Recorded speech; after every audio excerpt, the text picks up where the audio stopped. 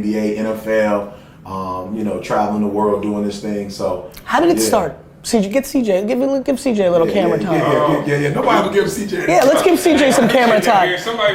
It's true. Listen, I know how much everybody around me matters, and I think a lot of people don't. Look, you and I are lucky because we were gifted with DNA that allows us to communicate, motivate. We're a vessel. But there's a lot of people that make things go. So 11 years ago, I sat in the room and heard this guy speak. Yeah. And I watched like 17, 18, 19-year-old kids stand up. Like silent. They couldn't even move, and you could tell how it was impacting them. I said, I don't know what this is. I don't know how we build this into a company. I don't know how we spread this across the globe.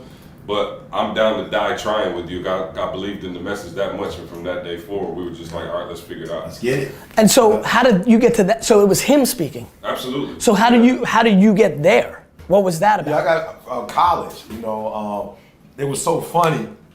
Like we would go to these major cities, and these guys that I was with, like they were like, theology majors, and they would like speak at these different places, and I wasn't good enough.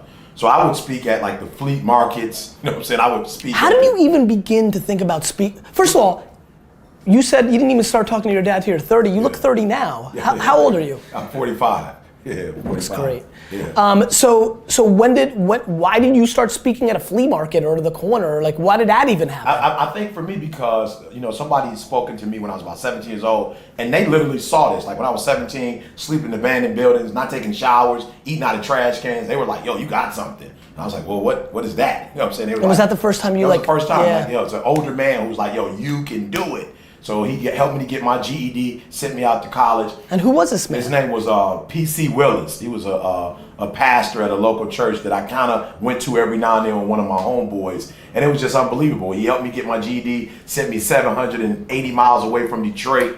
And I just got in a new environment in college. And once I got there, I was just like, I was so grateful that I had to pay it forward. So I was like, yo, what this guy did for me, I've got to do unto others. And that's what I've been doing, just speaking life into people who just don't believe that they can do it. So many people think that like you have to have a mother or a father in your life. Like you have to go to a certain school. You have to, and I don't believe that. I believe when you wake up and you're ready to like live, at that point, I can help you to get from where you are to where you want to be. And that's why I say, some people think, when you look at certain successful people, maybe their fathers passed something down or their mothers passed down. It's like, no, it doesn't make a difference if they pass it down or not. Everybody's got to wake up and grind. And if you're willing to work like they're willing to work, you can have whatever you want.